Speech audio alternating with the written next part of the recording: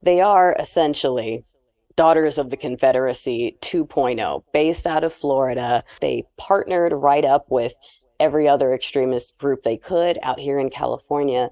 Everywhere you see them, you see Proud Boys. They go hand in hand everywhere. They call them like backup, they're their secondary police.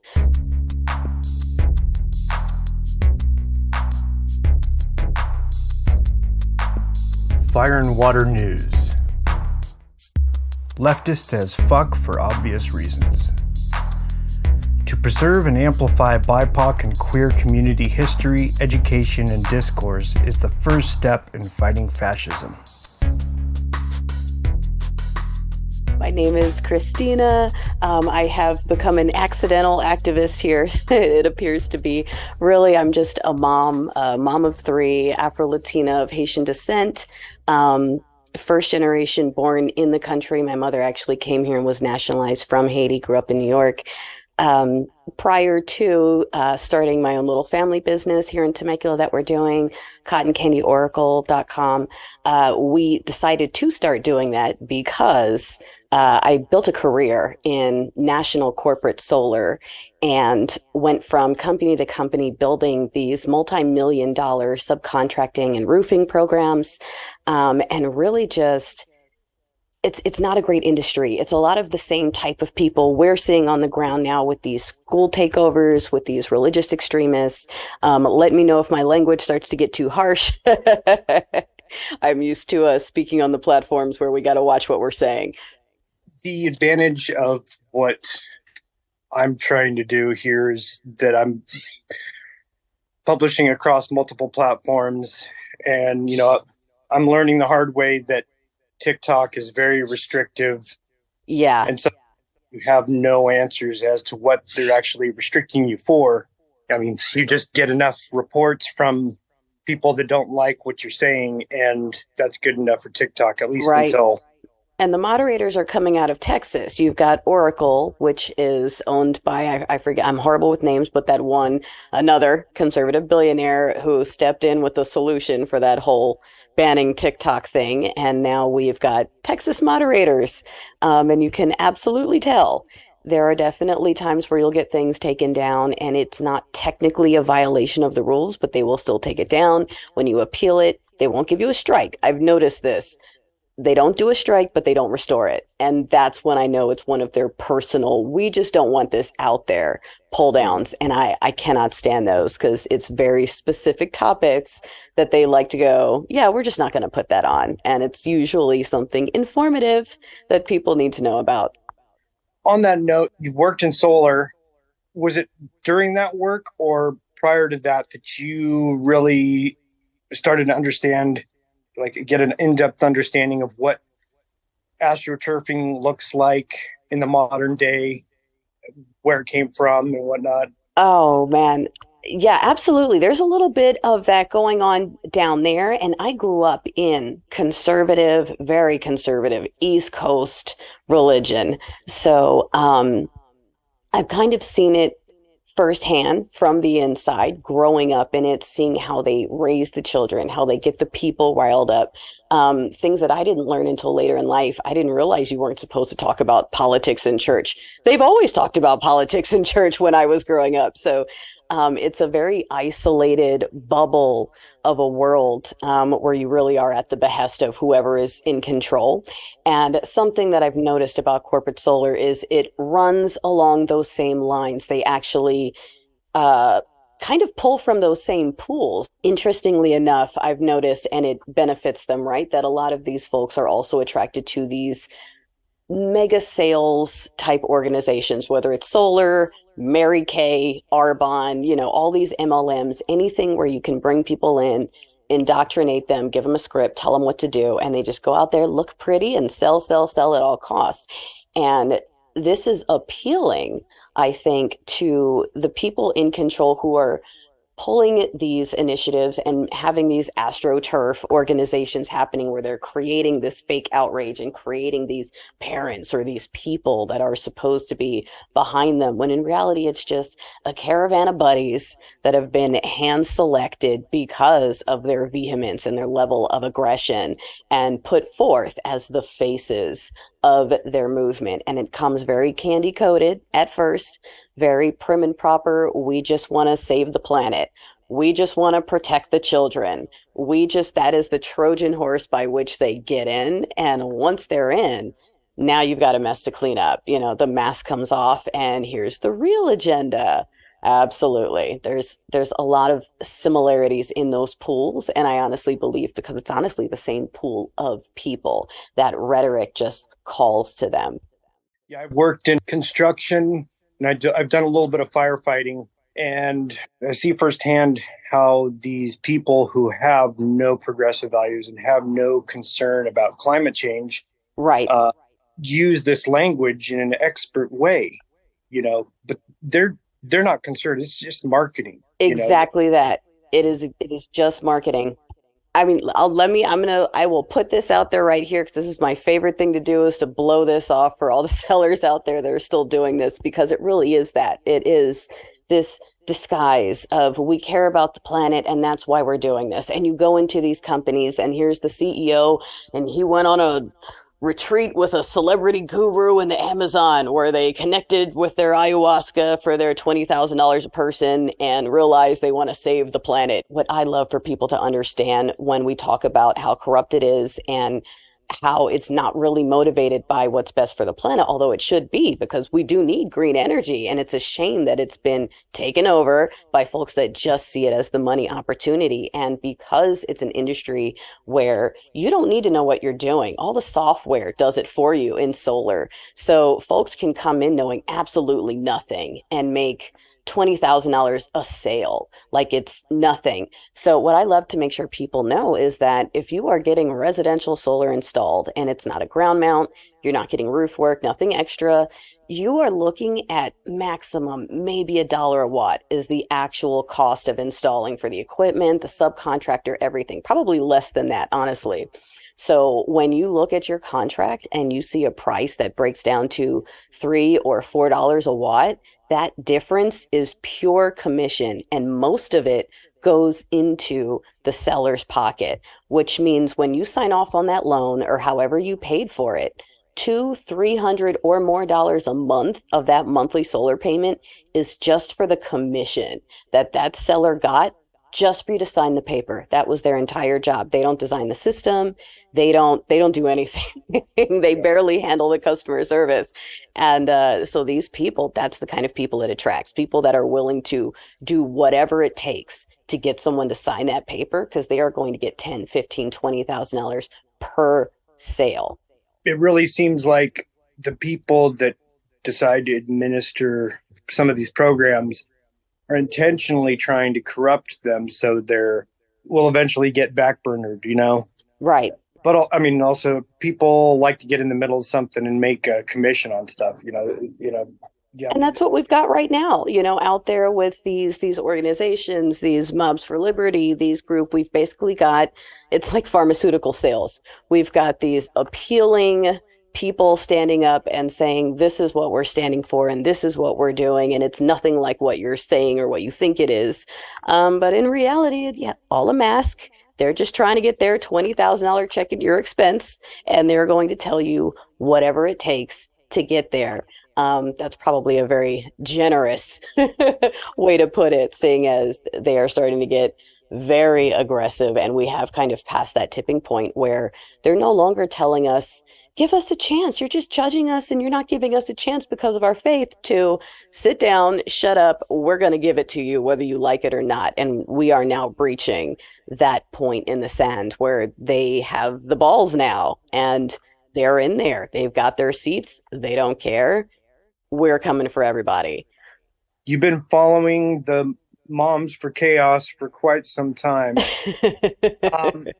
Can you tell us a little bit about what you found out about their history and what they're currently doing?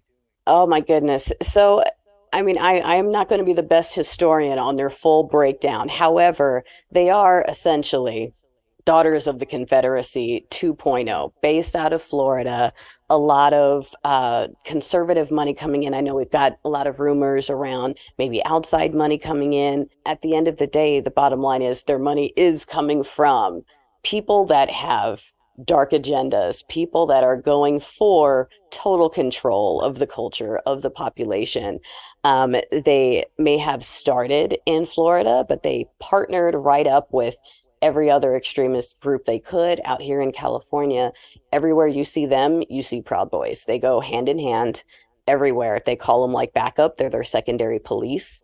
In my town of Temecula, a three percenter, Tim Thompson, the pastor who's been doing a lot of things, um, is a three percenter who is also the chaplain for the local police. So not only do the Moms for Chaos folks out here bring themselves and congregation members and people from outside the voting districts, but they bring other extremists, Proud Boy extremists, three percenter extremists, the more militant congregation members, and have really, like I said just a second ago, flip the script from, hey, we want parental rights. We want to make sure that our kids are safe and not learning inappropriate things or, whatever else they pretend to care about instead of focusing on things like making sure there aren't guns in the schools. We want to be worried about the rainbows that are in the books and on the walls and if kids are learning empathy instead of making sure school is actually safe. And again, I just keep calling it this Trojan horse because people eat that up. You say the code word, and oh, yeah, sure, absolutely. I want to protect the kids. I want to make sure they're not being indoctrinated. But you are, in fact, participating in indoctrinating them just in a different sense when you align yourself with what groups like Planned Parenthood over here is trying to do. I don't think it matters if these people believe what they're pushing or not. The fact that they're there to intimidate and imply violence is like just a moment away. If people don't back down to them, I don't know if they've always been this way or they've just kind of refined their intimidation tactics. They're really ramping it up. They really are. And they're coming for areas that have been safe historically. So they're not looking for red towns, red districts, places where they can already get their way. They're coming for areas that still have little pockets of angry people, but have flipped blue. And that's where they're trying to sneak in. So they're appealing to what I like to call the dinosaur demographic, the grandparents, the great grandparents, the people who were around when schools were just being integrated and who can remember the good old days. That's who they're appealing to, really, when they go out there and throw all these dog whistles and all these scare tactics out there.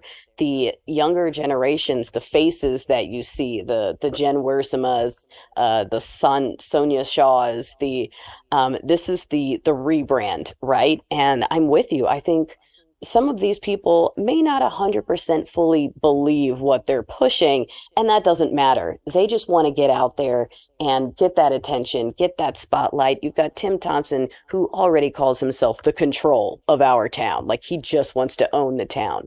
You've got Jen Wiersma, who has been trying for almost 20 years to get on QVC without success. And now, for the first time in her life, she's in front of cameras and being invited to speak on these extremists, OAN and Fox. And so it's really this opportunity for them to get everything they ever dreamed of and have respect. Here are these women that haven't really done anything substantial with their lives being put into a limelight and told that they're these amazing heroes for being the face of these movements and for making decisions or pushing agendas that are against what the students want, the parents want, the teachers want.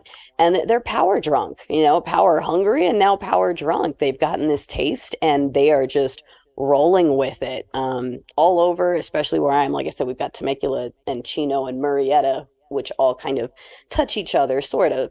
And they're just hopping around from district to district, blowing through whatever anyone else actually wants.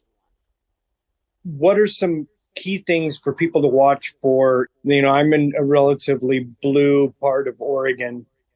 It's just a matter of time before they're showing up here. Yeah.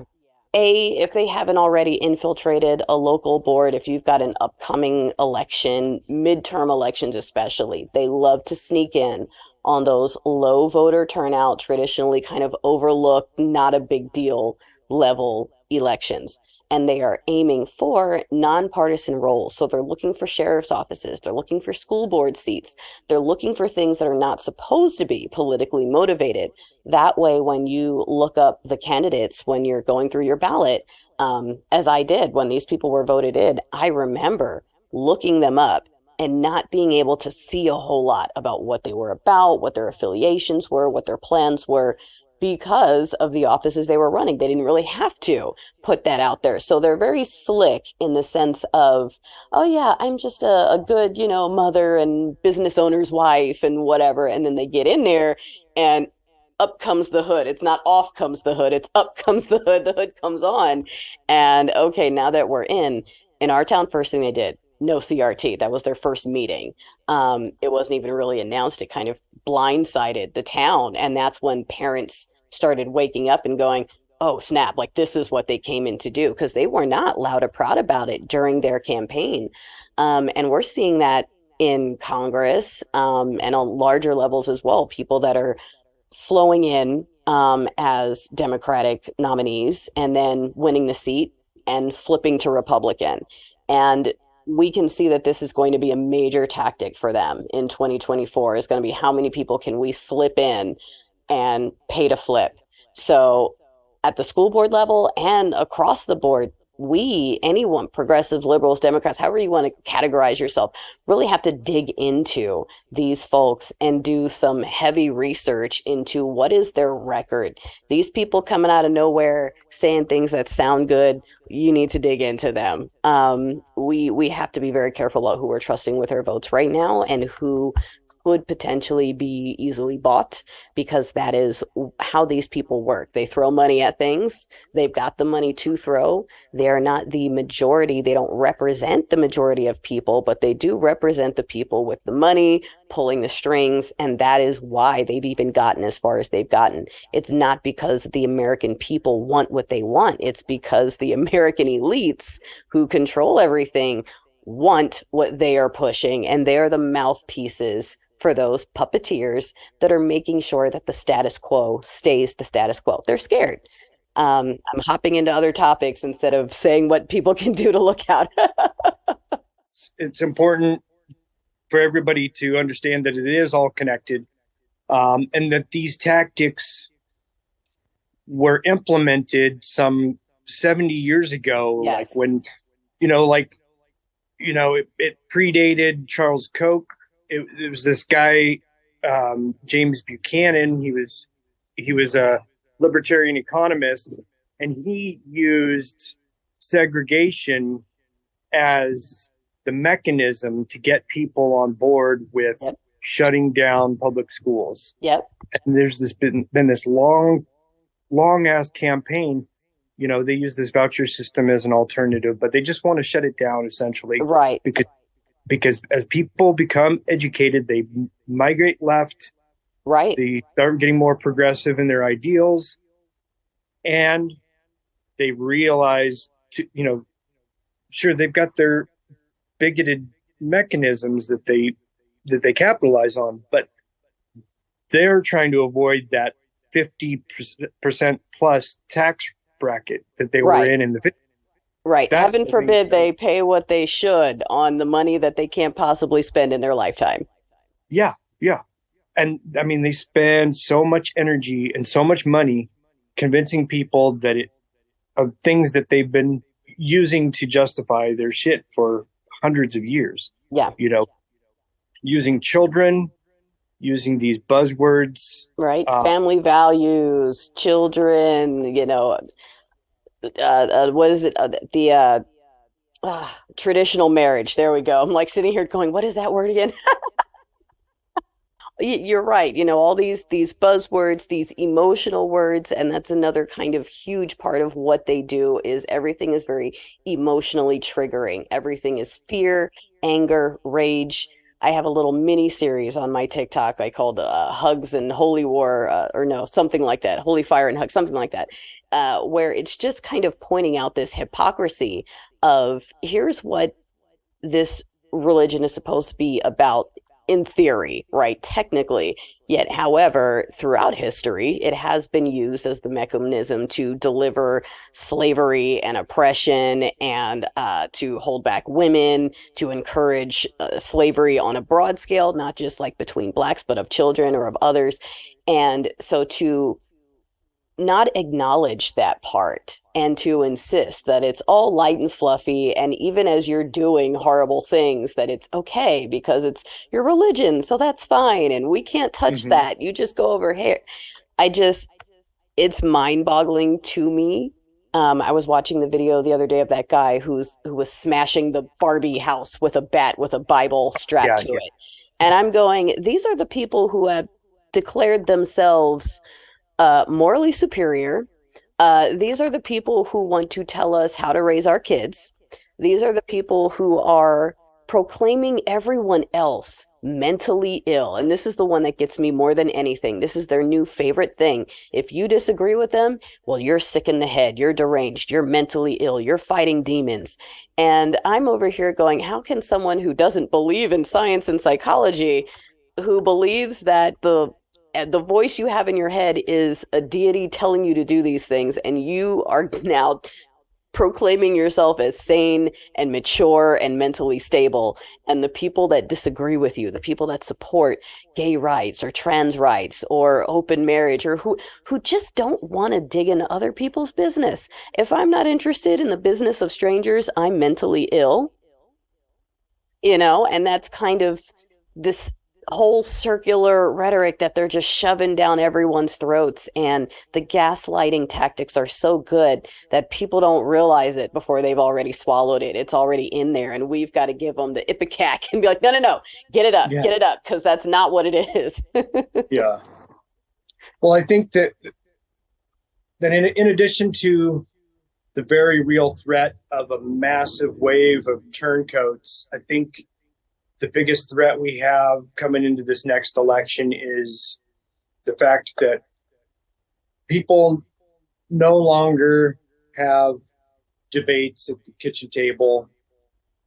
We've got these people out here with this very strong language, intimidating anybody who might be reluctant to accept these really aggressive, Right. hateful ideas, that are intimidated because you've got, I mean, when you're talking about grooming and, protecting children, if anybody's arguing against that argument that those aggressive people are making, they're very fearful of being accused of shit. Right. So they don't pipe up, Right. when it's these people that are in their face that are clearly threatening the children. They're going Right. to fucking schools and threatening the safety and the well-being of and mental health of,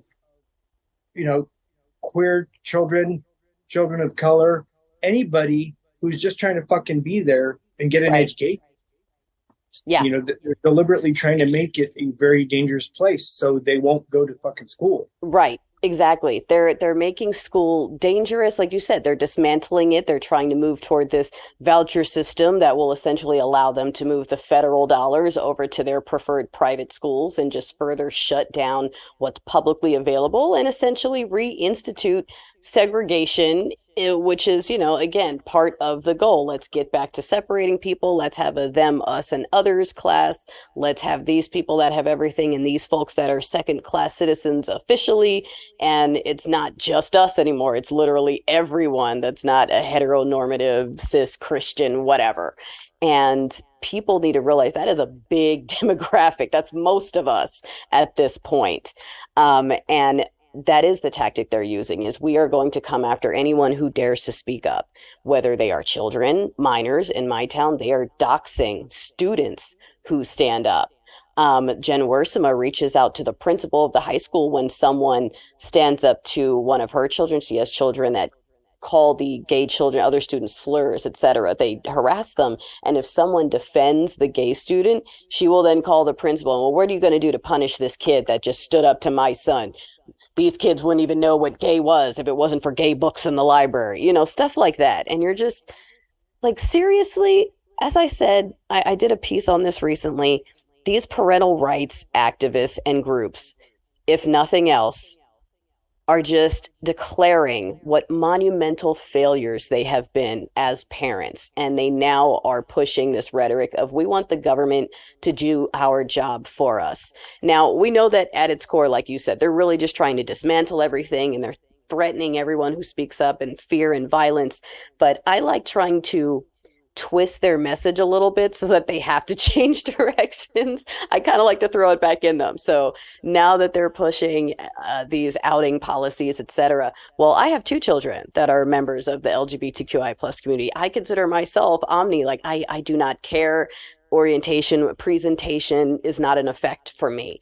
So I do not need a notice from the school to tell me that one of my kids says they want to use these pronouns or whatever, because I have a relationship with them and they tell me. So if you're saying you need a notice from the school telling you, that means you're a crap parent. You have failed. Your kids do not feel safe talking to you. And honestly, implementing these policies is promoting domestic violence and domestic abuse. I'm going to flash back to these men that are preaching in bulletproof vests, hitting Malibu Barbie, castles with a bat with a Bible on it. Those are the men who want notifications if their kid says to their guidance counselor that they might be gay or that they want to use other pronouns. You are giving that information to a man who is not all that well up here, who's got a Bible taped to a bat and is just waiting for someone to tell him that his son is a little too sissified. You know what I'm saying? Excuse the terminology. But, that is what you're doing. You are handing over these children who don't have a place to feel safe and sending them right back to the very people that they are afraid of in the physical sense. So you cannot tell me that you are for education and for the children when you are at the same time pushing for policies that are going to put these children in danger at home. You can't have it both ways. You just can't. Are there resources that help track these people? Maybe has a list of who we're looking at, who they partner with, and which regions we can watch and see what their tactics are. And two, are there aspects of the resistance that give you hope? The way we're pushing back, or the right. way Okay. folks. So I would say part one, I'll have to get you the link. I'll have to send it to you, but there are some resources. Defense of Democracy has done a really good job of compiling the different areas that Mobs for Liberty and these different groups are targeting. They have put out lists of the towns and districts that they are trying to go into. They are pretty much everywhere that's blue. So that's why I tell folks, if you are in a place that feels safe, that's where they're going. If you feel like there's no way that would pass here, that's where they're going. They're not going where it's already red and safe for them. So I'll get that link and I'll send it to you, because that is very handy in terms of just letting people know where they're targeting, where they're going, keeping an eye on what their messaging is, which is very anti everything. I think they're going for empathy. Now they're going for consent. They're trying to pull out sex ed, which is optional already. You have to sign a permission slip. They're trying to pull that out because they don't want the girls learning consent, because they feel like that would be difficult. And you know how bad that is for children. Yeah. But on the silver lining side, I would say that more people are aware. The parents that are in towns like mine, we've been speaking up. We're being loud about it. We're not backing down, and we're doing what we can. In our town, we're pushing for a recall. In other towns, people have voted successfully to keep the Moms for Liberty backed candidates out of the boards entirely by just knowing who they are and not voting for them in the first place. So there is hope. We've got these younger generation too that they're fighting too. So, there's silver lining, and that's why these folks are fighting so hard, is because they know they're on the backslide, and that's why they're forcing through at this point. That's their only path. Fire and Water News. Like, share, comment, and subscribe. Become a patron to support our team, to help to expand our community, to help us produce more quality content, and pay our contributors equitably. To preserve and amplify BIPOC and queer community history, education, and discourse is the first step in fighting fascism.